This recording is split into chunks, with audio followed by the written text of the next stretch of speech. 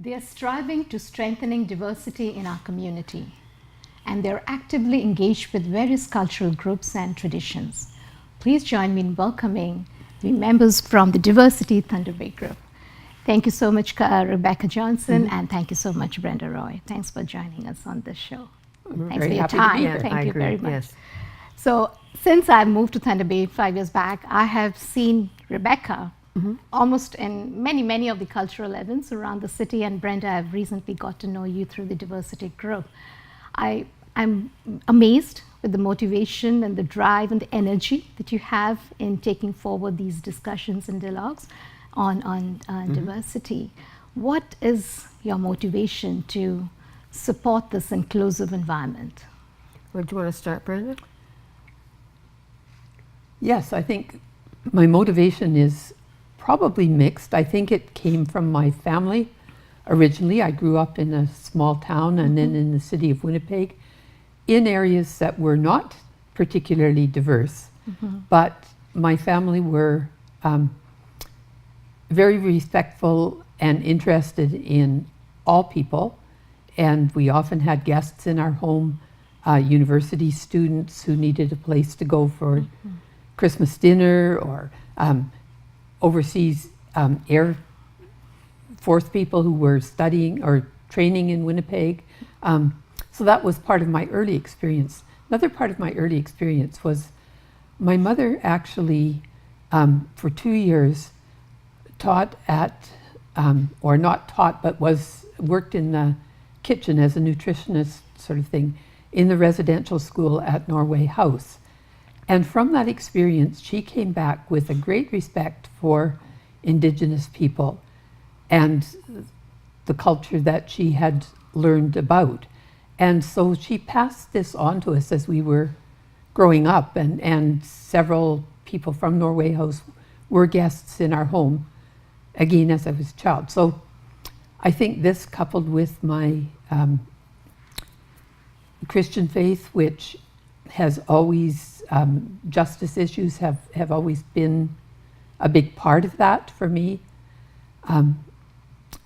So those added to my, or fostered my interest and passion for diversity.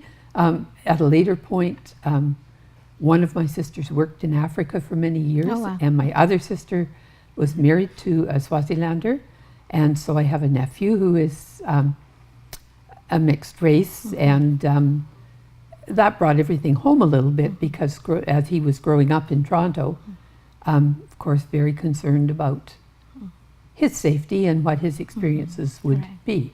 I'm happy to say that they were mostly pretty positive, pleasant memories. Experiences. Okay. And this is what's the year we're talking about? What's the time frame we're talking about? Well, I guess my interest goes back to the things from my childhood. I've been involved with Diversity Thunder Bay, and before Diversity Thunder Bay, a group that was called together to mark March 21st, which was the day for the elimination of racial discrimination. Right. Got involved initially because I was the executive director of Lakehead Social Planning Council at that point, but fairly quickly got very interested in the work, and at the time I retired from the Social Planning Council, realized that this was one area that I didn't want to retire from, because I really felt that we were starting to make some headway in the community. Thank you, Brenda. Rebecca, what's your experience? My involvement was when I was the Chamber of Commerce president back in the early 90s, and I had an invitation to attend a meeting with a number of other organizations, Lakehead Social Planning Council amongst them, to look at what we could do in the community for March the 21st. So I went to the meeting knowing really nothing about March the 21st, I'll be honest with you, at the time. And I felt it would be something that would come under my mandate as the chamber, looking at the business community and how we should be involved relative to diversity and inclusion. And of course, we didn't really call it diversity and inclusion in those days. It was March the 21st. Oh, it was just March 21st. And elimination of racial discrimination. That's what it was. But I didn't know anything really about it. So I went to the meeting, felt this is something we do, took it to my board at the time and said, yes, you can spend the time on it. And I was never, never looked back from that point in time. I had an opportunity, I was very fortunate to go to Africa. And when I was in Africa, it was, there were 3 of us that were white, getting off a plane, and everybody was black.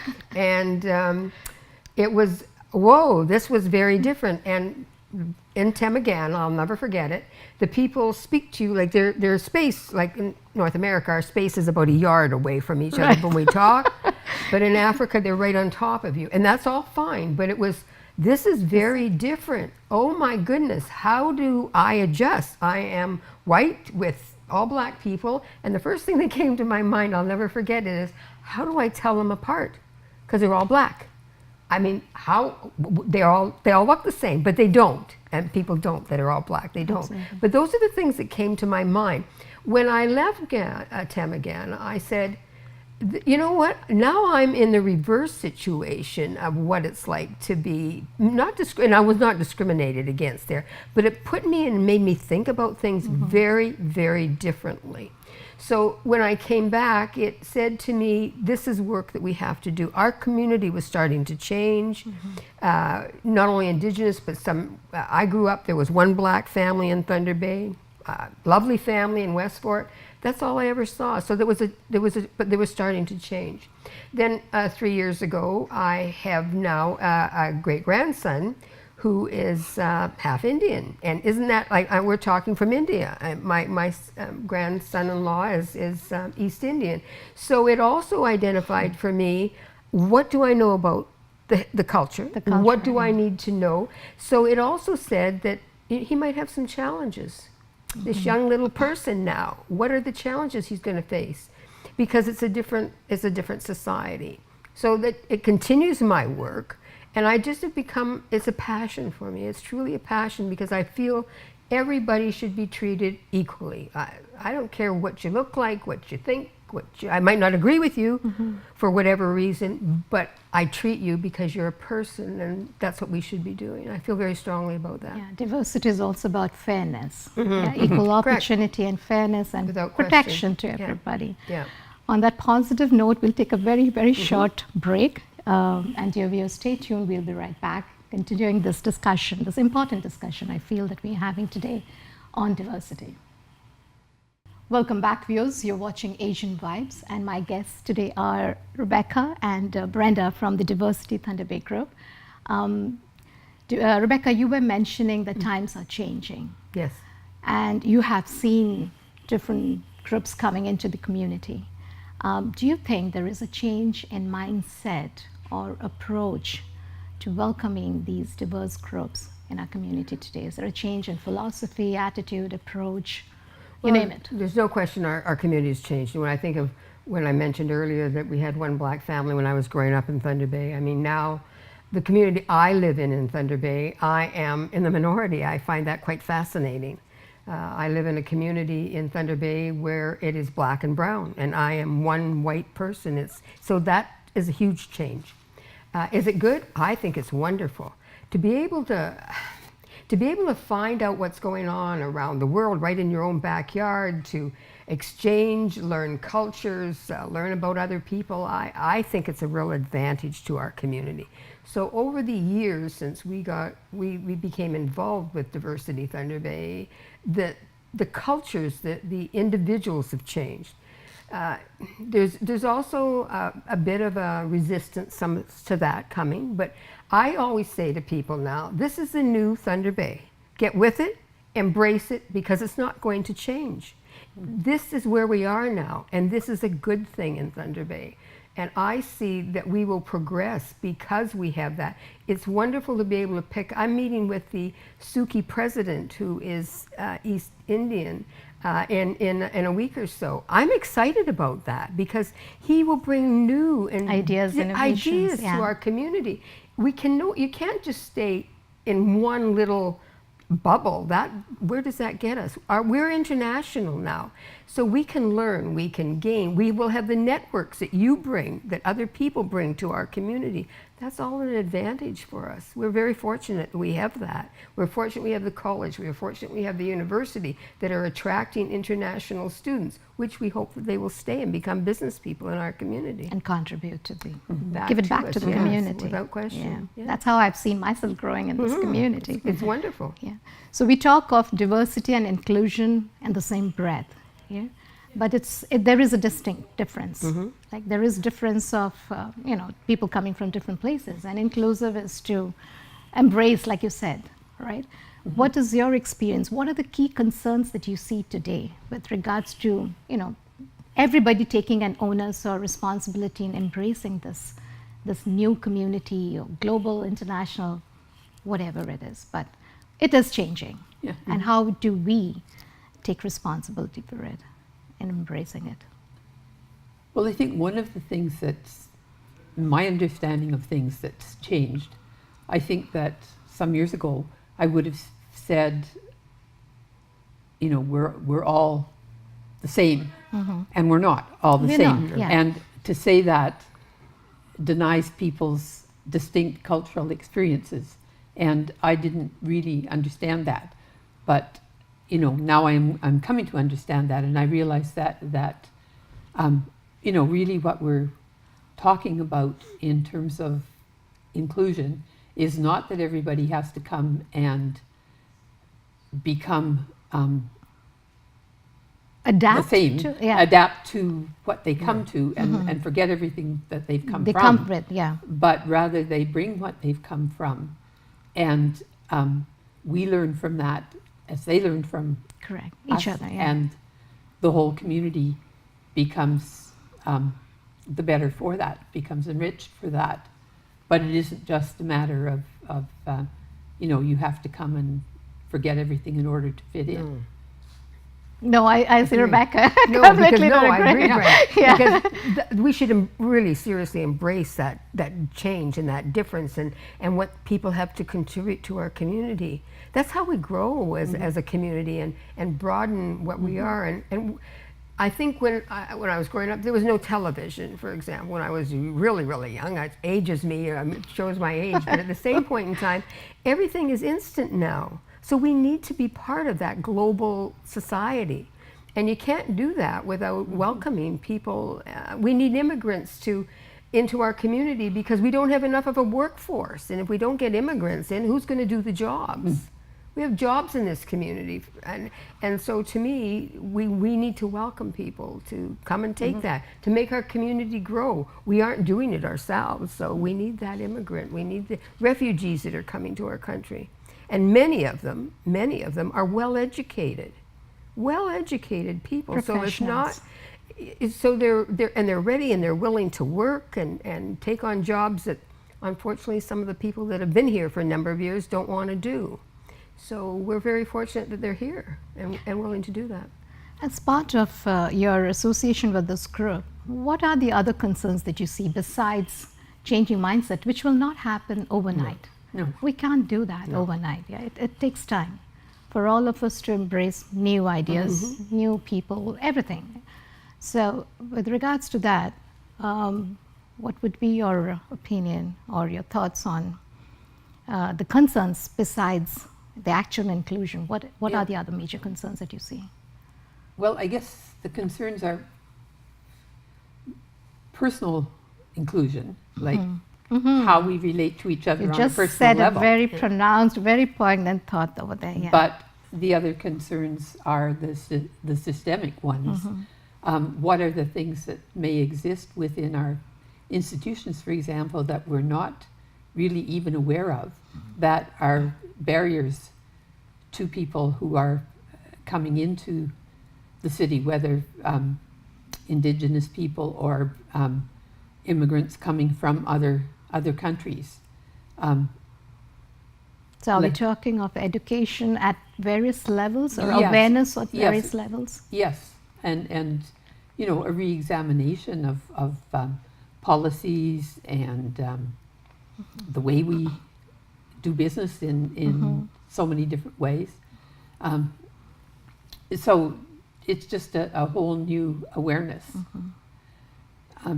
In some training that we did, there was a little clip which always stayed with me in terms of removing barriers, where it shows people trying to watch something that's happening over a high fence, and Okay. the very short person can't see it all. Oh, So okay. someone comes in and puts a footstool so that they're higher up and they can sort of see. But then somebody else comes in and removes the fence completely.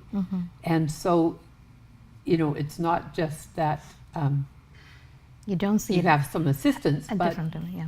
the barrier is completely removed so Removed. that you can both see things in the same way. So When we're talking of diversity, inclusion, both of you have played leadership roles.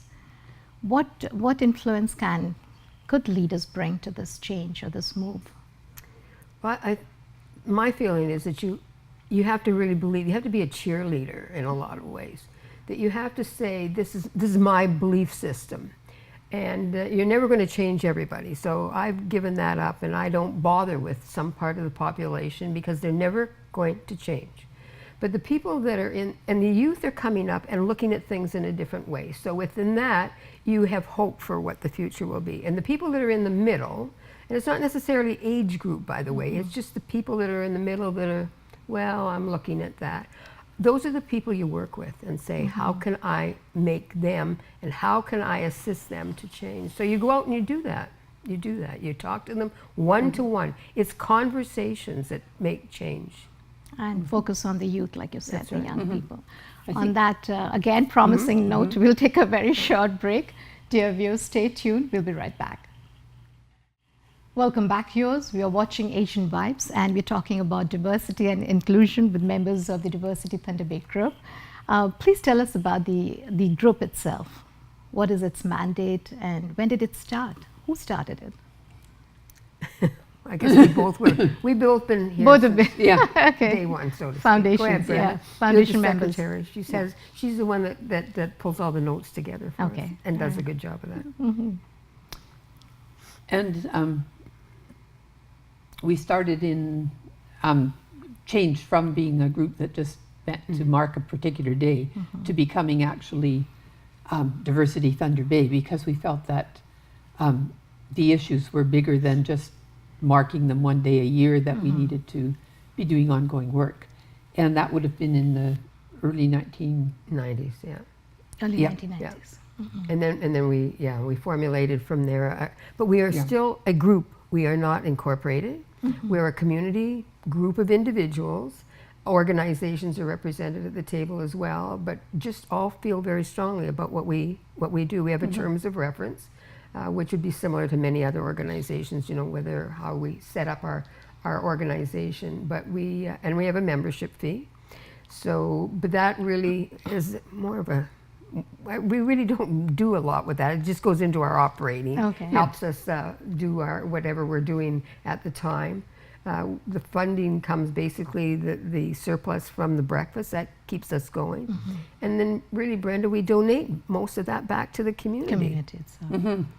Yes, and we started out as a small group of maybe about 20 something, and now we're up to about 58 members, I think, and probably about 2/3 are organizations and 1/3 are individual members, although the number of individual members is growing.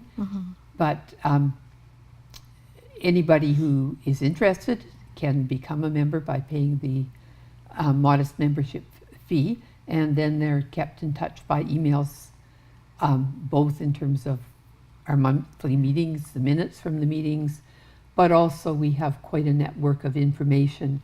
Any of our groups can, send me information that they would like the other members to be aware of, and I send out those emails, so we become more knowledgeable about all the different things that are going on in the community. You were talking about the groups. Who are the members of these groups? Which groups are we talking about? The City of Thunder Bay, Lakehead Board of Education, the separate school board, the Regional Hospital, Canadian Mental Health Association, Brain Injury Services has just joined, Children's Services Thunder Bay Counseling.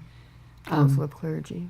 No, No, they're part not of that? Oh, okay. a group member. Thunder Bay Multicultural Association, yeah. Regional Multicultural Youth Group. All the relevant organizations that can play a role And- Yeah, in Indian raising Friendship awareness. Center, Right. yes. And also are keen about making change Change, within their right. organizations. When we talk about systemic racism, how do we help them work on their policies to make change within? And also individually, I would say that we're very strong because individuals that are around the table, even representing the organizations, want to see an embracing, inclusive community, and that to me is very important. I've seen lots of activities happening at the college and at the university. What are the activities that the diversity group has on a regular basis? Do you have any signature events or? Our signature event is our breakfast that happens around March 21st Right. each year. Right. And we have become known, I think, for bringing in very high-level speakers who have a very impactful message. We celebrated our 10th birthday, 10th anniversary by bringing in Stephen Lewis. The next year we brought in one of the commissioners from the Truth and Reconciliation Commission. Right. So that's really become our signature event. And then beyond that, we often partner with other groups in presenting workshops. Right. And we try to present a variety of things. Like we had some workshops that were called the White Problem Workshop that were fairly radical, might be a word that you might want. Radical. In terms of they would appeal to a group of people who are kind of on the leading edge in their thinking around these issues. Other groups aren't there yet, and we present other types of workshops for them. We've presented in the past couple of years 3 workshops with Angela Connors, a trainer from Toronto. Last night we, with the library and the Regional Multicultural Youth Centre, hosted Kairos blanket exercise. About 40 people attended. Right. And that's the kind of thing that we like to do. When is the next breakfast event coming up? The next breakfast will be next March. Next March. Okay. Yes. I think the 21st, but it hasn't been confirmed yet. And we work closely with the City of Thunder Bay's Anti-Racism and Respect Committee. And we feel it's important to have that connection so that if they're, that group are going into a certain direction, maybe we can assist and work. The other thing that we are working on, and Brenda is sitting on that task force, is the Incidents Reporting Committee. Okay. And that is a way that we can learn what's happening in the community relative to racism. And then hopefully from that we'll come up with some solutions as to what can evolve in the future. You mentioned about radical very briefly, but one terminology that keeps coming up these days is racialized society, racialized community. What exactly does that mean? Are we going back and putting people in compartments, or are we trying to broaden the scope of understanding diversity here? I think it goes back to what we were saying in terms of whether you leave your culture behind or not. And it seems to me that especially among young people, that there is a feeling that they want to feel part of their culture and understand their culture more. And so maybe racialized could be a good thing or a not so good thing, depending Perspective. on your perspective. But in my mind, what it still comes, that a diverse society is made up of many different cultures, all contributing to that diverse society. Which adds to our community. which adds to our community Yes. and which is Yeah. contributing. There are Yes. a lot Right. of people Yeah. who are trying to Well, be I mean, even if you look at the Thunder Bay Multicultural Association's Yes. Folklore Festival, Right. that is a wonderful thing to be Yeah. able to have that and celebrate all the various cultures. Certainly, I wouldn't want to see us all. What is the right box There for is no people? template. No, No. There is no And open- so, yeah.